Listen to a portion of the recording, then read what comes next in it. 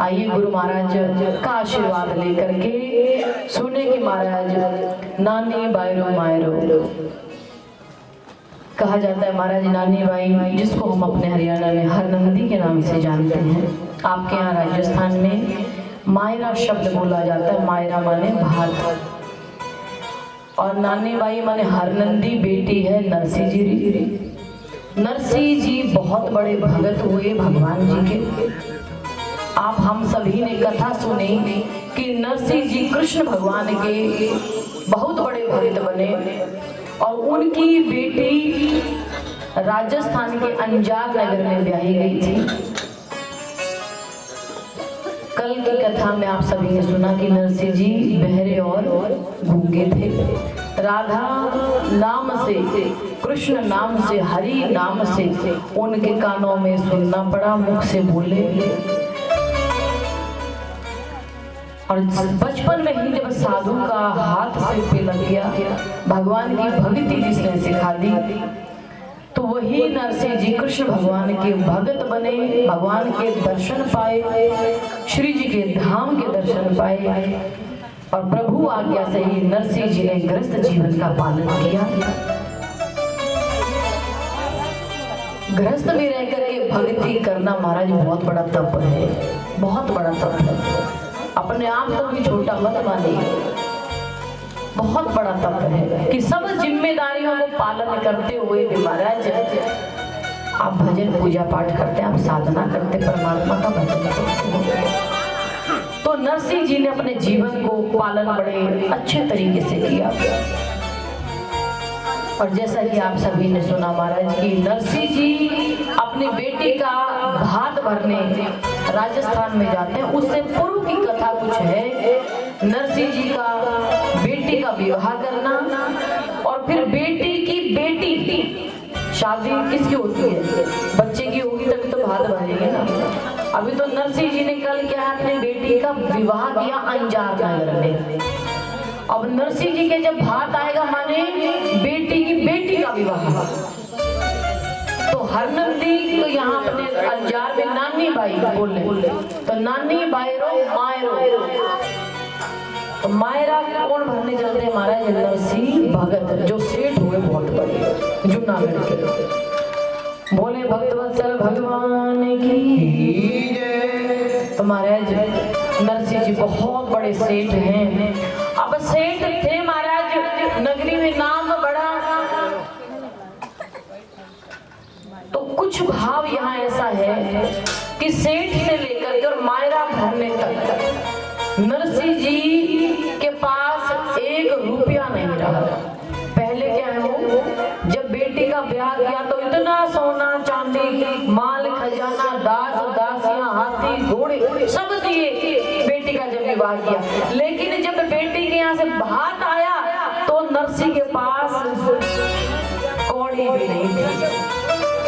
पहले दमड़ी कौड़ी ये करेंसी चलती थी। अब तो हमारे जो 500 रुपए से कम बात ही नहीं होती है।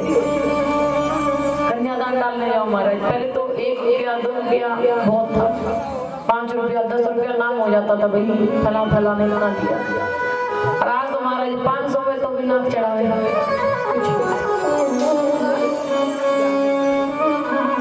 लेकिन जब नरसिंह जी ने मायरा भरा तो 1 रुपया पास में नहीं। तो इस बीच में ऐसा क्या हुआ महाराज?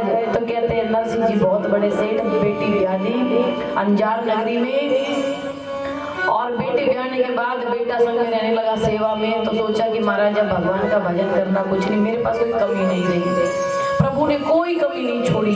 जो भगवान की भक्ति में लगता है महाराज, शुद्ध भाव से भक्ति में लगता है, माँ लक्ष्मी कभी उसके आगे नहीं दौड़ती। क्या कहा मैंने? जो भगत होता है माँ लक्ष्मी उसके लालची आदमी की लक्ष्मी आगे दौड़ती दिखाई देगी। और जो सब कुछ छोड़ के चला, माँ लक्ष्मी पीछे से हाथ का सहारा देकर के उठाती है। उसे कोनो आवश्यकता नहीं कि महाराज कल क्या करना है, परसों क्या करना है, अब ये कहाँ से आएगा, वो कहाँ से आएगा। जब हम उसको पकड़ने का प्रयास करते हैं तो माँ भगवती आगे दौड़ती है। आगे से आगे नुकसान मिलेगा, आगे से आगे बीमारी ढह पड़ेगी। और जब जो तेरी रजा रचना में कर ली है राजी, और दोनों है राजी माने परमात्मा और ये जीव जब दोनों राजी तो महाराज जी संसार रूपी काजी क्या करेगा। तो नरसिंह जी ने सोचा महाराज अब मेरे पास कोई कमी नहीं, भगवान ने पूरी पूर्ति की है, बस भजन करना है। बोलो गोविंद भगवान की। तो नरसिंह जी महाराज भजन में लगे और भजन करते करते कुछ वर्ष बीते। तो जब भी लगे नरसिंह जी को कि अब आनंद आ रहा है, भगवान की याद आती है, तो एक मूड बनता है इंसान का। कहते जब एकांत में बैठता है इंसान अपना पूरा आंकलन एकांत में कर लेता है। किसी से मत पूछे कि मेरा व्यवहार कैसा है, किसी से मत कहिए कि मैं कैसा हूँ, सुनने की आवश्यकता ही नहीं महाराज। माने हमारे कान अपनी बड़ाई गाने में सुनने में बड़े अखरते हैं कि कोई हमें कहे महाराज तुम तो बड़े बहुत बढ़िया आदमी है महाराज, बहुत काम आते हो, बहुत ये करते हो, बहुत भजनानंदी हो। 2 दिन माई घंटी बजा ले मंदिर में तो देवरानी कहने लगे आजकल बड़ी भक्त नहीं बने। एक दो कोई महात्मा कोई भाई मंदिर में आने लग जा रहे भगत हो रहा है आजकल, तो वो बाबा जी के झाड़ लग गया। बोल गोविंद भगवान की। माने समाज जीने नहीं देता। हमारा समाज ने तो माँ सीता को नहीं छोड़ा, आप और हम क्या है। तो समाज कौन है? हम चारों तरफ जो भी है, जब वो घर वाले भी क्यों ना हो, ये समाज ही है। सबसे पहले आप देखना जब आदमी की इकट्ठी होती है तो पहले परिवार वाले इकट्ठी करते हैं, फिर दूसरे आदमी समाज वाला करता है। नहीं तो पड़ोसी को क्या पता कि घर में क्या राड़ हो रखी है, कैसे पता पड़ोसी को? ताऊ चाचे इला फिला ये सब सगा जो होते हैं वही पहले कानाफूसी बाहर करते हैं, और वहां फिर 2 की 4, 4 की 8, 8 की 16 तो महाराज होने में देरी नहीं लगती। चाट मसाले मिर्च नमक सब लग करके पेश होता है। तो महाराज मन में आया भाव नरसिंह जी के कि भाई भगवान का भजन करना है, भगत बनना है। तो नरसिंह जी ने कुछ नहीं समझा। मैंने कहा कभी मत पूछिए कि मैं कौन हूँ, कैसा हूँ, क्या, अपना कर्म देखिए, अपनी करनी का फल हमें खुद भुगतना है। आज नहीं तो कल भुगतो, कल नहीं तो परसों आ रहा है, परसों नहीं तो नरसों। माने या तो जीते जी, और कल परसों क्या है, जन्म है।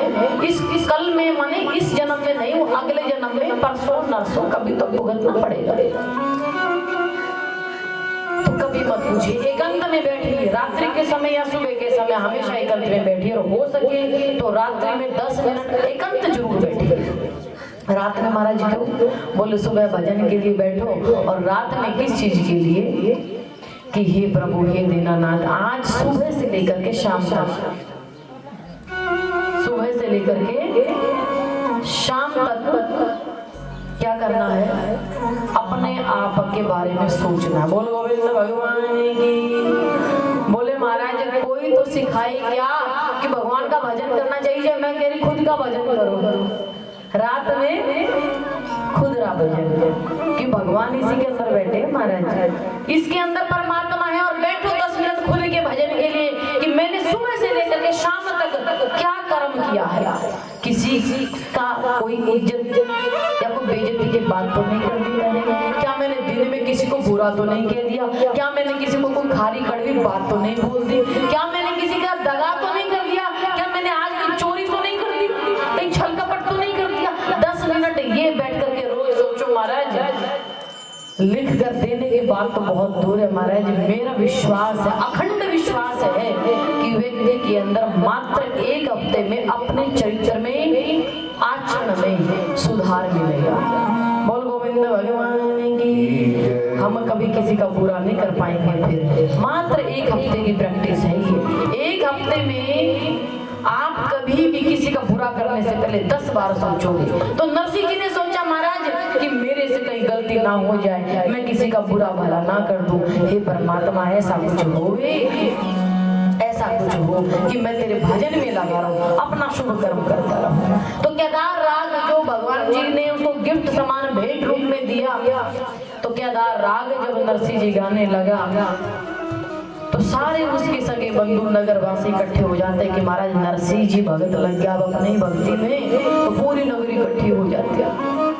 और जब केदार राग गया तो भगवान स्वतः कहते हैं कि जो मूर्ति सामने समक्ष होती, चाहे वो पत्थर की, चाहे वो मिट्टी की, चाहे वो लोहे की, चाहे वो अष्ट धातु की, किसी भी कोई भी कन्हैया जी की मूर्ति सामने होती, गोविंद जी की, तो कहते हैं कि उस मूर्ति में भगवान के प्राण स्थापित हो जाते थे, प्राण प्रतिष्ठा हो जाती थी केदार राग गाते ही, और तुरंत भगवान जी की माला जो है चरणों में आ गिरती थी। तो ऐसे भगवान श्री हरि अपनी होने की अनुभूति नरसिंह जी को देते थे। तो रुक्मिणी कहती कि भगवान पता नहीं क्या है, आपको इतना सस्ता बना दिया भक्तों ने, जब जी करे तब बुला लेता है नरसिंह जी। माने आपकी डोर किसके हाथ में हो गई? नरसिंह जी के हाथ में। जब भी नरसिंह ले जावे तो भगवान जी उठे स्थापित हो जावे, तो वे कहे महाराज इतने सस्ते हो आप? कौन? भगवान। कितने सस्ते? रुक्मिणी कह रही कि मैंने तो सोना इतना समझाई सुनाई नहीं कि महाराज कि देवकी के 7 पुत्र मर गए, 8वें पुत्र रूप में आप आए, इतनी परीक्षा आपने भगवान जी ने ली। बोले द्रौपदी का चीर हरण हुआ, बोले पहले उसको घसीटा गया बालों से, भरी सभा में लाया गया, और बोले फिर जब चीर हरण हुआ तो बोले फिर कहे साड़ी ले ले, भगत ने फिर साड़ी दे दी। तो कहे महाराज आप तो इतनी परीक्षा लेते हो, और ये नरसिंह जी कोई भजन छोटा सा गावे, बोले उस राग में जैसे केदार राग की कुछ था लगे तो आप तुरंत दौड़ पड़ते हैं। बोले गोविंद भगवान की, भक्त वत्सल नरसिंह जी महाराज रे। तो नरसिंह जी कवे, भगवान जी कवे कि रुक्मिणी थे नहीं जानो महाराज वो भगत बड़ा बिरला है, बहुत बिरला है। बोले भगवान मैं कैसे जानूं थारा भगत बड़ा बिरला है? तो बोले दिखाऊंगा ये भगत कैसा बिरला? बोले हाँ दिखाओ। तो भगवान स्वयं नारायण, स्वयं हरि भिखारी का रूप धर करके नरसिंह जी चौखटा के खड़े हुए। बोले गोविंद भगवान की। भगवान श्री हरि भिखारी का वेश धर करके नरसिंह जी की हवेली के आगे, वो नरसिंह जी शांत करिए महाराज, वो नरसिंह जी जो सेठ है, धन्ना सेठ है, कुबेरपति अरबपति है, उसके आगे भगवान श्री हरि भिखारी रूप में आ गए और मांगते हैं भिक्षाम देहि भिक्षाम देहि भिक्षाम देहि। कौन? भगवान कृष्ण। माँ रुक्मिणी कह रही कि ऐसा क्या है कि आपकी डोर नरसिंह जी के हाथ में है? इतना बड़ा भक्त है ये कि जब चाहे बुला ले। तब भगवान जी कहते हैं कि रुक्मिणी तू नहीं जानती भक्तों की महिमा को, भक्तों की लीला को। उसको दिखाने के लिए भगवान भिखारी रूप होकर के आए, और जैसे ही नरसिंह जी को आवाज लगाई तो नरसिंह जी देने चले, दौड़े भगवान जी को कुछ देने के लिए कि महाराज दरवाजे पर कोई आया, कोई भिक्षुक आया है। तो नरसिंह जी ने कहा कि महाराज भेंट जो आपकी इच्छा वो ले लीजिए। भेंट दिया भगवान जी को। तो भिखारी ने कहा कि महाराज आप तो बढ़िया राम जी का नाम ले जो। तो नरसिंह जी ने कहा कि महाराज थे भी ले जो, थाने काई की कमी हो, थाने काई की कमी, तो पेट भरो और जो राम जी का नाम लीजो। तो कहे महाराज भूखे भजन न हो गोपाला, ये लो अपनी कंठी माला। तो भिखारी ने कहा महाराज आप तो धन्ना से रोटी मिलेगी कि नहीं मिलेगी, शाम की मिलेगी कि नहीं मिलेगी? तो नरसिंह जी ने कहा कि महाराज आप तो कहो सही बात है। तो ऐसे कहते भिखारी ने कहा महाराज मेरी की तरह भिखारी बन के देखो, फिर मैं देखूं तू कितना बड़ा भगत बनता है। क्या तू तो धन्ना सेठ है, तेरे पास कोई कमी थोड़ी है। जब जी चाहे तो महल मंजिल खड़ी कर सकता है, जब चाहे दास दासियों की लाइन लगा दे। बोले मेरे की तरह भिखारी बन करके देख, मेरे की तरह फक्कड़ बन करके देख, फिर तुझे पता चलेगा भजन की कीमत क्या है, भजन करना आसान है या मुश्किल है। बोल गोविंद भगवान की। नरसिंह जी ने सोचा कि महाराज जी कहे तो सही बात है। फिर ध्यान में आयो कि मारी माता मारी दादी साहब माने बाप जी के पास लेगी, जिनारे दया वास्ते माने करना जसुड़ियो मुखत बोलियो, और मैं तो जो है भजन री लाइन भूल गया। सही कहे वो तो भगवान की कृपा हुई जो जब माँ ने सुना और वो बोलने लगे और मैं आज इस धन संपत्ति में आ गया। मानने लगे परमात्मा का सही कही जाए कि लक्ष्मी में अब ज्यादा भजन ना हो सके। तो महाराज नरसिंह जी ने उसी दिन प्रण लिया, उसी दिन संकल्प लिया क्या कि महाराज जी जितना दरबार में धन दौलत था सबका सब गांव में नगरी में फेरी करवा दी कि महाराज नरसिंह जी के यहाँ जाओ और जो चाहे सो पाओ। तो महाराज कोई कहे कि हमारी बेटी का ब्याह, कोई कहे महाराज मैं तो घना गरीब हूँ, कोई कहे महाराज हमारे सिर पर कर्ज है। तो महाराज एक को मिला, दो को मिला, दो ने 50 को बताया, 50 ने 100 को बताया। रोज नरसिंह जी के दरवाजे महाराज भंडारा हो रहे हो। भंडारा को चिमण वाला नहीं, लक्ष्मी का भंडारा। एक तो होता है चिमण का और एक होता है लक्ष्मी बटने का। तो दरवाजे पे इतनी अथाह भीड़ होने लगी। नरसिंह जी की जब तक पूरी संपत्ति लग नहीं गई वो दान करने में लगा गया। और जब भगवान जी की संपत्ति सारी लग गई तब नरसिंह जी को चैन आया कि हाँ महाराज अब मेरे घर में एक टन में गेहूं तक नहीं रहा, पूरी हवेली से सब कुछ दे दिया। बोले गोविंद भगवान की। तो महाराज भगवान जी ने संन्यास लिया, नरसिंह जी ने भगवान रूप धारण किया, एक तंबूड़ा लिया, कमंडल लिया भगवान जी ने और ले गए और वो बजाने लग जाए। महाराज कमंडल से पानी पी ले, जब जी करे मांगने चले जाए। उसी नगरी में महाराज गए कि नजदीक में जंगल था, जूनागढ़ के गुजरात में जंगल घनेरा है, तो वहां बसने लगा। कभी कभार गांव में नगर में फेरे में आया था तो उस हवेली मुनि का बसेरा हो जाता है। कभी धन्ना से रहता फिर कबूतरों का राजा। बोल गोविंद भगवान की। तो महाराज नरसिंह ने देखो महाराज आज हवेली भी सुननी पड़ेगी। तो धीरे धीरे नरसिंह जी का भजन इतना पार हुआ, कुछ सागे सूर्य भी लगे। कहते हैं कि जब भगत भी शुद्ध भाव से होता है, भजन करता है, तो उसको भोजन की कमी नहीं होती। वो जो भी कभी कोई कहे महाराज हमारी नगरी में आओ जिमो, तो जब भी कोई श्राद्ध हो गए, कोई नवरात्रि आ जाए, कभी कुछ आ जाए, तो महाराज आगे से आगे नरसिंह जी निमंत्रण मिलता रहे। क्यों? क्योंकि जिसने धन्ना सेठ होकर के सब कुछ दान दे दिया तो नगरी का भाव स्वतः ही बन गया। पूरी नगरी नहीं, अन्य नगरियों में भी नरसिंह जी का बुलावा आने लगा। तो कहा महाराज मैं तो छोटा सा पेट है, जहाँ से एक समय पालूंगा, आगे की उसको चिंता नहीं होती थी। नरसिंह जी को भगवान अपने आप व्यवस्था करता था। तो नरसिंह जी के सागे जब 1-2 साधु चले, अंधे साधु, तो भोजन पाया महाराज। उन साधु वाली जीभ चटोरी हुई। क्यों? कभी अठे निमंत्रण है, कभी अठे है, कभी वठे है, कभी और कोई खीर बनावेला, कोई चूरमा बनावेला, कोई हलवा बनावेला। तो नए महाराज व्यंजन खावे तो मैं सूर्या कहे कि महाराज माने तो रोटी एक टाइम भी नसीब नहीं हुई थी। और नरसिंह जी के भाग्या लगे मारे भी कोई, और रोज ही रोज महाराज चाट पकौड़ी पूरी सब्जी हलवा खावे तो सूर्या की जीभ चटोरी होगी। तो सोचा महाराज नरसिंह जी के सारे अपनी जिंदगी हो जाएगी। 2 साधु की बजाय 4 हो गए, 4 की बजाय 8 हो गए कि भाई नरसिंह जी के लारे चलो। और पूरी जमात इकट्ठी होगी नरसिंह जी के साथ। किसके चक्कर में? भजन के चक्कर में नहीं। भगवान की। तो महाराज भजन का चक्कर खत्म। मैंने वही कहा, उनमें से देखो अब नरसिंह जी के साथ जमात हो गई। 10-15 साधु इकट्ठे चलते थे, जब भी चलते थे तंबूरा उठा करके। लेकिन उसमें भगत कौन है? एक है महाराज। भगत कौन है? मैं वही कह रही हूँ। इतने साधु संगत हैं और इतने गृहस्थी लोग हैं, भजनानंदी गृहस्थी, भजनानंदी साधु लाखों में क्या महाराज। तो अन्यत्र ना देखे, अपना कर्म देखो, बस अपने समक्ष जो है वो देखो। बोल गोविंद भगवान की। तो महाराज नरसिंह सारी जगह बात होगी कि नरसिंह जी ने सब कुछ दान कर दे जो। तो मैंने कहा एक शाणा जिसने हरिजन की बेटी को मारने का प्रयास किया, बोले शाणे से बड़े बड़े हमारे समाज में भाई थारे ये हो जाएगा, कभी पितरा का है, कभी कोई है। तो इस प्रकार से कर करके जो है महाराज उसको लगा कि भाई नरसिंह जी की जितनी प्रतिष्ठा, जितना मान मर्यादा पहले थी वो अब 10 गुना बढ़ गई। जब अमीर था तब तो थी, लेकिन सब कुछ दान देने के बाद नरसिंह जी की मान बढ़ाई।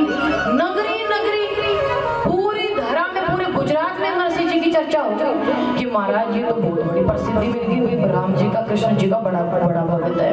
तो श्याम ने सोचे महाराज कुछ ना कुछ ऐसा जुगाड़ करा जाए कि जो नरसिंह जी की इज्जत ने नीचे गिराया जाए। बोल गोविंद भगवान की।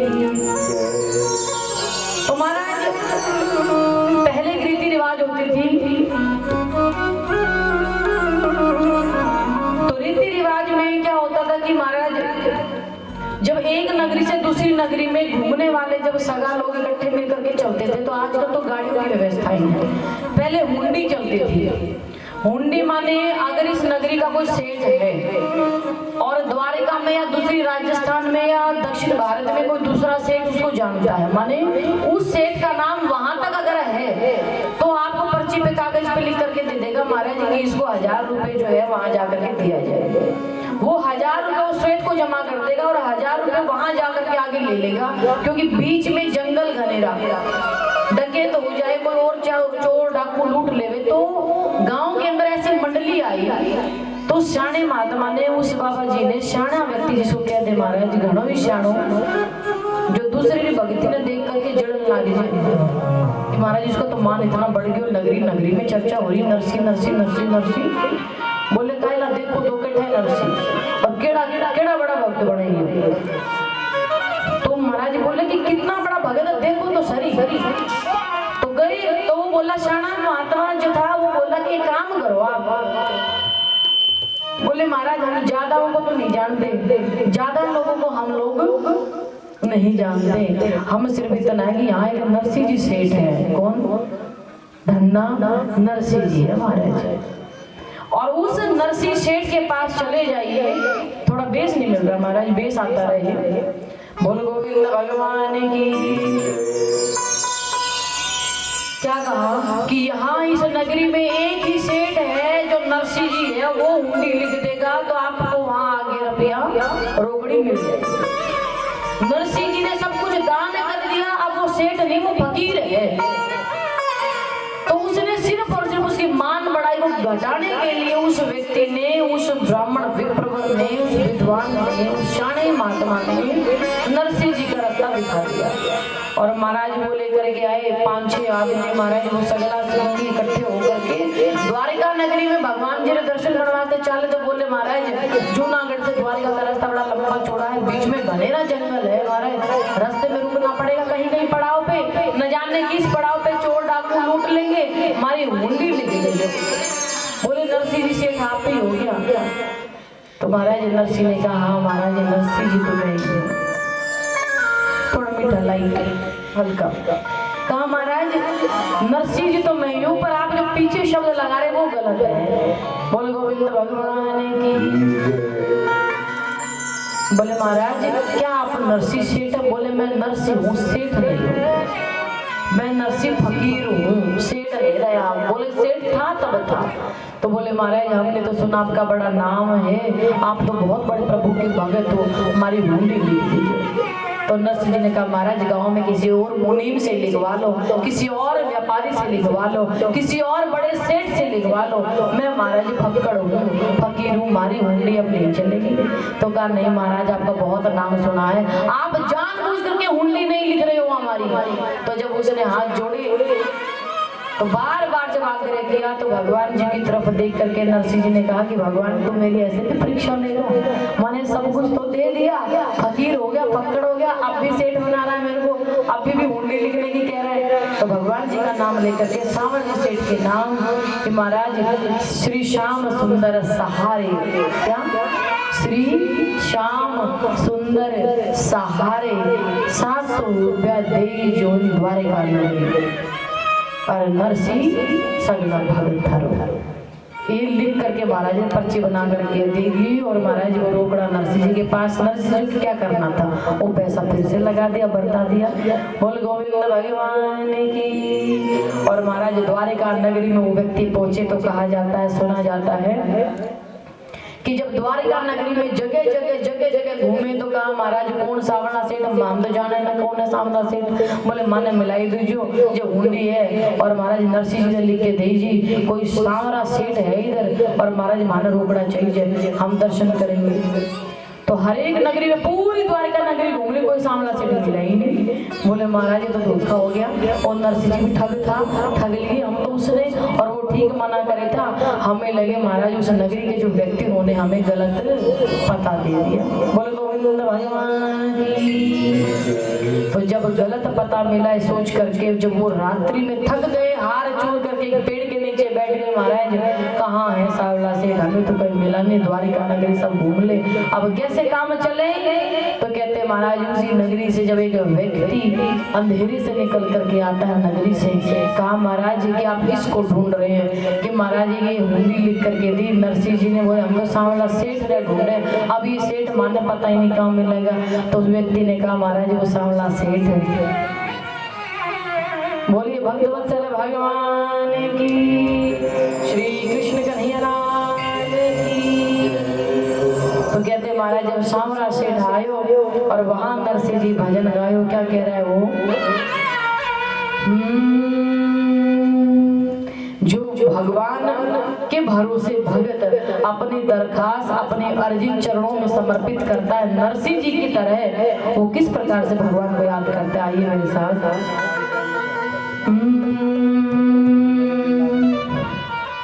मेरे माधव मुझसे आन मिलो, मैं दर्श दीवाना हो गया। मेरे माधव मुझसे आन मिलो, मैं दर्श दीवाना हो गया। मेरे माधव मुझसे आन मिलो, मैं दर्श दीवाना हो गया। मेरे माधव मुझसे आन मिलो, मैं दर्श दीवाना। महाराज जो भगवान के दर्शन के लिए ललाई है, कभी कुछ मांगे नहीं कि हे प्रभु मैं तेरे से मांगता हूँ, और जो उसके दर्शनों का भिखारी बनना जानता है वो मेरे साथ में बोलेगा, मेरे संग में बोलेगा। जब तक बोलोगे नहीं महाराज अटे बैठे नहीं। क्या कहना है, मेरे माधव मुझसे आन मिलो, मैं दर्श दीवाना हो गया। मेरे माधव मुझसे आन मिलो, मैं दर्श दीवाना हो गया। मैं दर्श दीवाना हो गया, मैं दर्श दीवाना हो गया।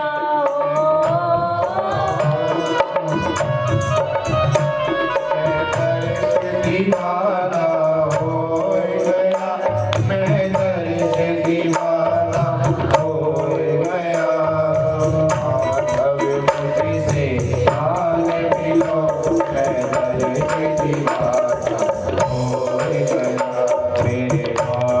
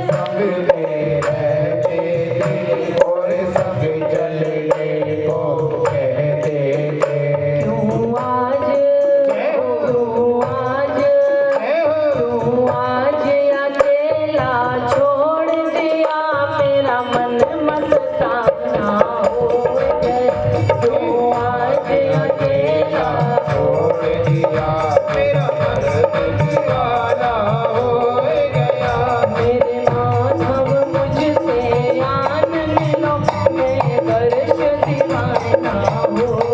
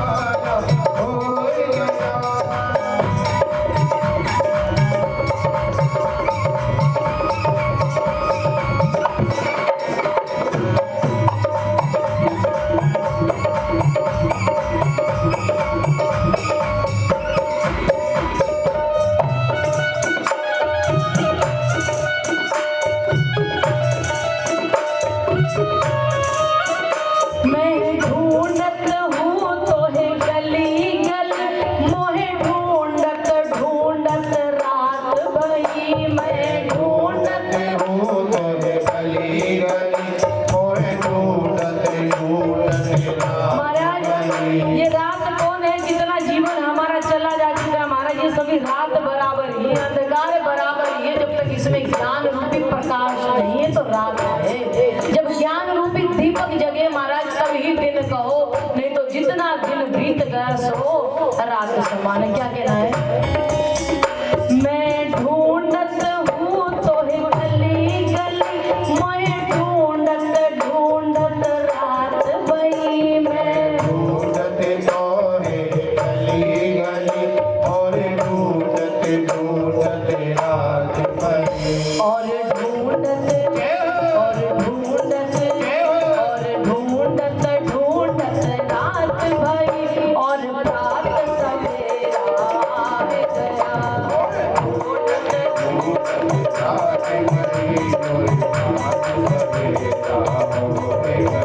मेरे माधव मुझसे आन मिलो, मैं दर्श दीवाना होए। मेरे माधव मुझसे आन मिलो, मैं दर्श दीवाना हो गया।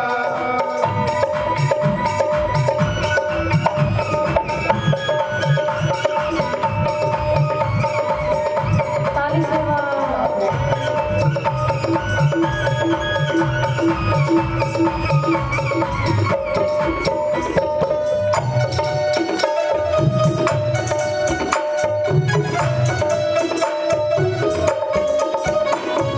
श्यामा जब घर आएंगे, मेरे दिल का दर्द मिटाएंगे। मेरे श्यामा जब घर आएंगे, मेरे दिल का दर्द मिटाएंगे। मेरे श्यामा जब घर आएंगे, मेरे दिल का दर्द मिटाएंगे। मेरे श्यामा जब घर आएंगे, मेरे दिल का दर्द मिटाएंगे। भोला गिरी भोला गिरी मोक्ष पाएंगे, मुझे इतना अनुभव हो गया।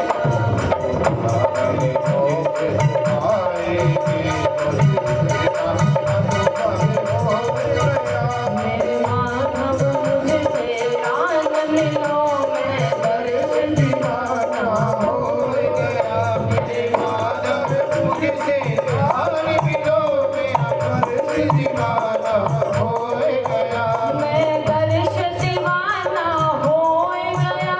मैं दर्श दीवाना हो गया। मैं दर्श दीवाना हो गया, मैं दर्श दीवाना हो गया। मेरे माधव मेरे माधव मुझसे आन मिल, मैं दर्श दीवाना हो गया। मेरे माधव मुझसे आन मिलो, मैं दर्श दीवाना हो गया। मेरे माधव मुझसे आन मिलो, मैं दर्श दीवाना। बोलिए भक्तवत्सल भगवान की, श्री कृष्ण कन्हैयालाल की, मदन गोपाल की। बोलिए नरसिंह जी महाराज की। तो महाराज नरसिंह जी गावे भगवान का भजन कह के, प्रभु पूरी रात बीत गई है, जीवन बीत गया, लेकिन हे प्रभु जो आनंद भक्ति में है वो मुझे पूर्ण आनंद दीजिए। हे नाथ मेरे, और जब तुम्हें भजने लगाऊं तो महाराज हमारे हृदय में भी प्रकाश रूपी पुंज जगे। ऐसे भाव के साथ नरसिंह जी ने अपना जीवन लगाया। और जीवन लगाते लगाते महाराज अन्य कुछ वर्ष बीत गए, तो वहां से महाराज ससुराल में तैयारी हो रही है किसकी? नानी बाई के मायरे के लिए, माने नानी बाई जी की बेटी जिसका नाम कुंवरी। महाराज बोले गोविंद भगवान की, श्री कृष्ण कन्हैयालाल की। तो महाराज जी क्या कहा? क्या कहा कि उधर से नानी बाई की जो बेटी है कंवरी, कंवरी का विवाह माने कंवरी बाई का ब्याह मांडा गया। मांड दियो माने तय कर दिया और कहा कि महाराज विवाह बेटी का हो। विवाह मांडा तो सोचे महाराज कि नरसिंह जी ने भी महाराज निमंत्रण देना पड़े।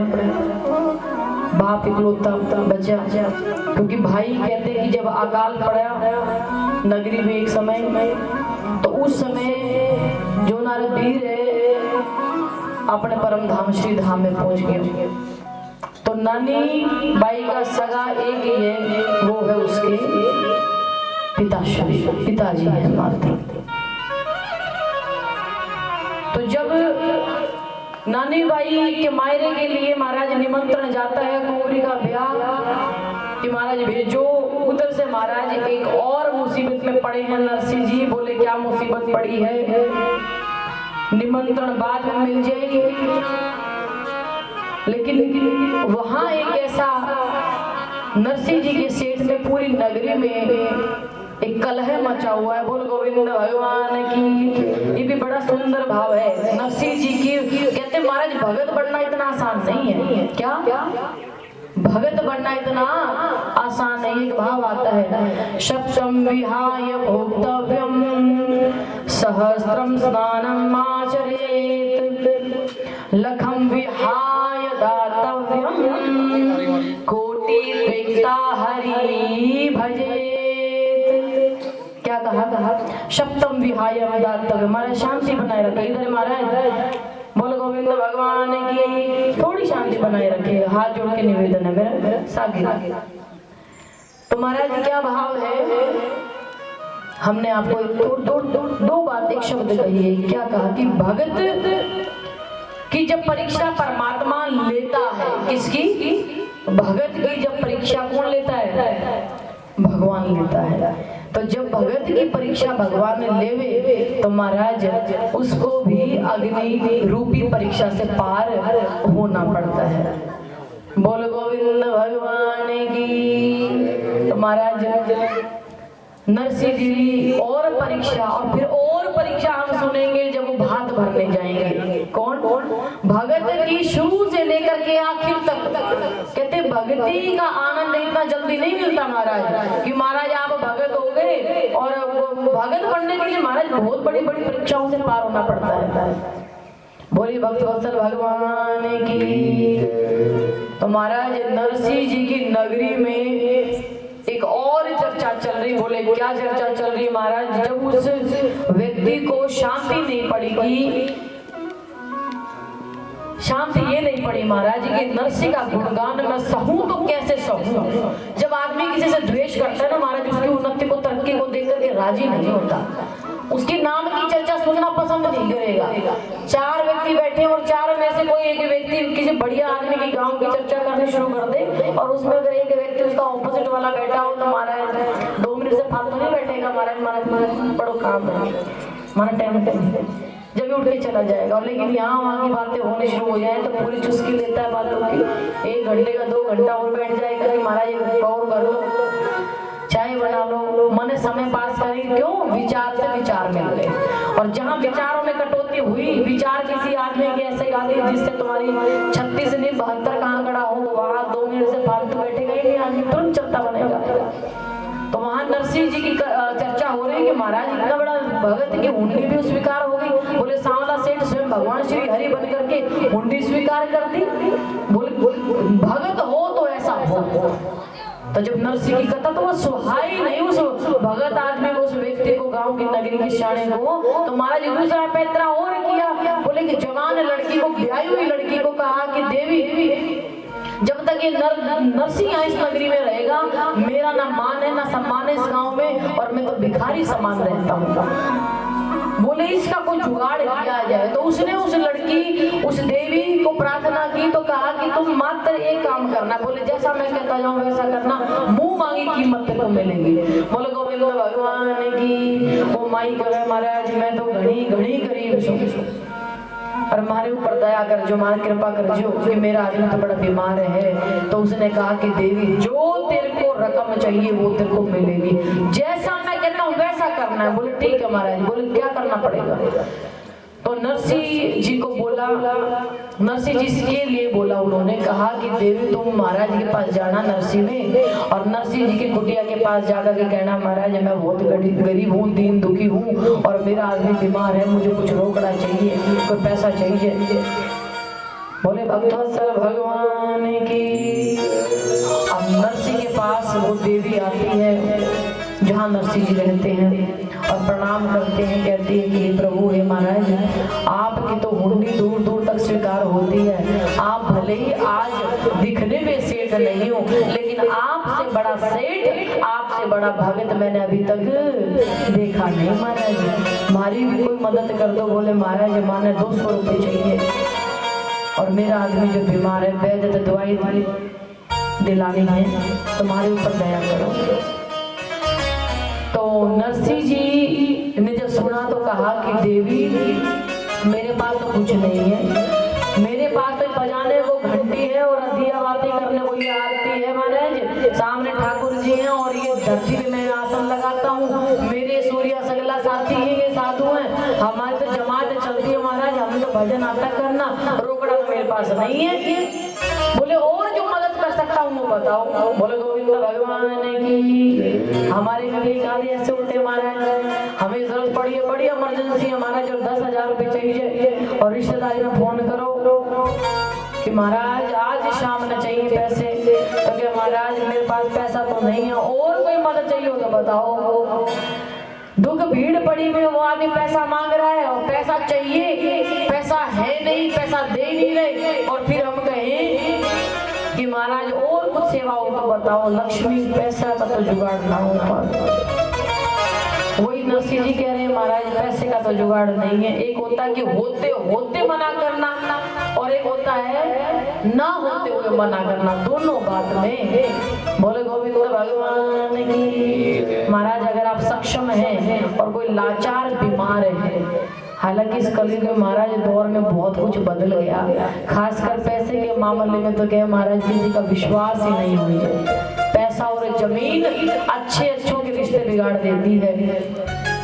लेकिन अगर हम सक्षम हैं और सामने वाला बीमार लाचार है तो भगवान ने हमें दिया है तो किसी का साथ, किसी की सहायता देने के लिए दिया है परमात्मा ने महाराज, उसको ना करें। आपसे 10 नहीं बनते कि तो महाराज मेरे पास 5 हैं, 5 का जुगाड़ मैं कर सकता हूँ, 5 आप कहीं और से कर लो, इतना तो मैं कर सकता हूँ, हो गए तो मैं जरूर और कर दूंगा, अभी मेरे पास इतना है। बोले गोविंद भगवान की। नरसिंह जी ने कहा महाराज मेरे पास तो है ही नहीं, मैं कहाँ से कर दूं, मेरे पास तो 1 रुपया नहीं है देवी, कहाँ से करूं। तो उसने कहा महाराज मुझे सुनने में आया है कि आप लिख करके दे दो, मुनीम जी दे देंगे।